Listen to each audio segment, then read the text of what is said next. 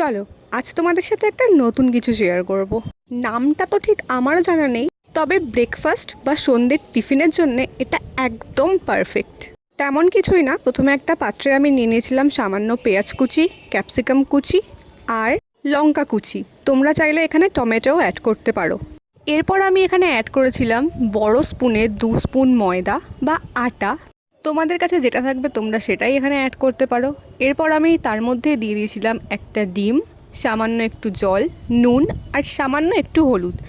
সবটা ভালোভাবে গুলিয়ে নিয়ে আমি ফ্রাইং প্যান বসিয়ে তাতে সামান্য সাদা তেল দিয়েছিলাম আর তারপর ব্যাটারটা ঢেলে দিয়েছিলাম।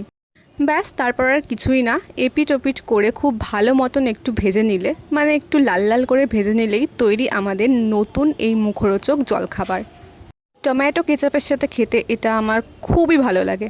তোমরা জানিও ভিডিওটা কেমন লাগলো। টাটা।